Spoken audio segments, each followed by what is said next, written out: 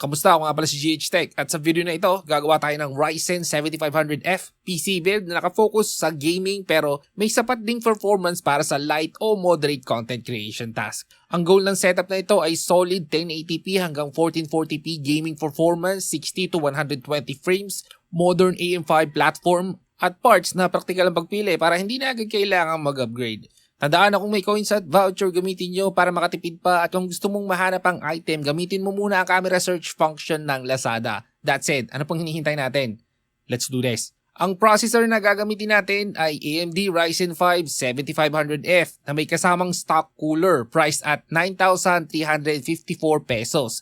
Isa itong 6-core 12-thread CPU based sa Zen 4 architecture. Malakas ang single core performance nito kaya bagay na bagay sa gaming. At kaya rin nito ang multitasking at basic productivity work tulad ng light video editing o streaming. Wala itong integrated graphics kaya required talaga ang dedicated GPU.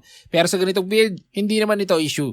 Para sa motherboard, gagamit tayo ng BioStar B650MT na nagkakahalaga ng 5,788 pesos. Isa itong budget-friendly Micro ATX AM5 motherboard na may DDR5 support at PCIe 4.0 M.2 slot. Sapat ang 6-phase BRM nito para sa 65 watts to 105 watts CPUs tulad ng 7500F. Basta hindi tayo maglalagay ng high TDP na processor. Para sa isang no-frills gaming build, practical ang board na ito at may upgrade path pa sa future Ryzen processor sa AM5 platform. Sa memory naman, dalawang 8GB DDR5 5,600 mega transfer stick ang ating gagamitin, priced at 6,000 pesos bawat isa. Total of 16GB DDR5. Itong sweet spot para sa modern gaming, makakatulong ang higher memory bandwidth ng DDR5 sa overall system responsiveness. Kung plano mong mag-edit ng mas mabigat na project sa future, pwede ka mag-upgrade to 35GB later on.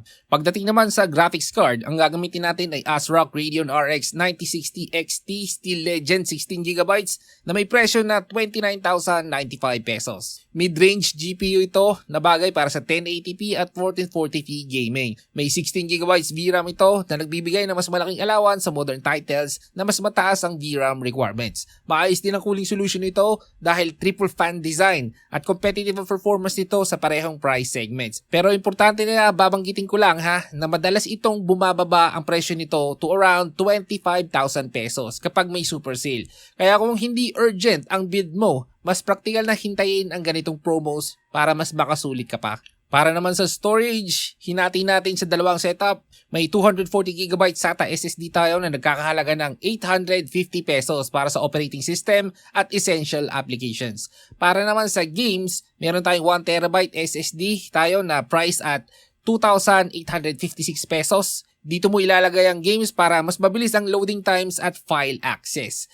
Kung kaya ng budget, mas maganda kung Gen 4 NVMe ang kukunin mo para mas mataas ang read and write speeds. Pero workable pa rin ang SATA SSD para sa gaming Pero hanggang maaari, Gen 4, sobrang mahal nga lang ngayon.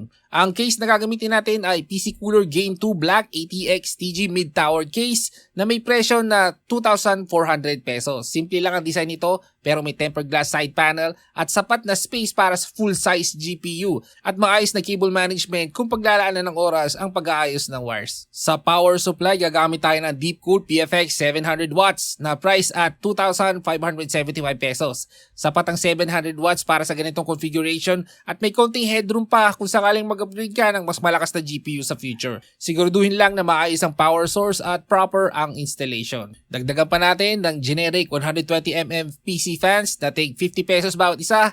Simple lang ang mga ito, makakatulong sa airflow ng case. Kung gusto mo ng mas aesthetic na setup, pwede kang magpalit ng ARGB fans. Pero kung mas priority mo ang budget at function, sapat na ang ganitong configuration. Kapag pinagsama-sama natin ang presyo ng lahat ng parts, lalabas na total na nasa approximately 65,000 pesos. Bago pa ang vouchers at coins, ikaw na ang bahala doon. Mas mababa pa ito kung makukuha mo ang GPU sa sale price at kung gagamit ka ng available discounts. At kung may tanong kayo tungkol sa build na ito, i-comment lang sa baba. Maraming salamat sa panonood. Ako ulit si GH Tech. Hanggang sa muli.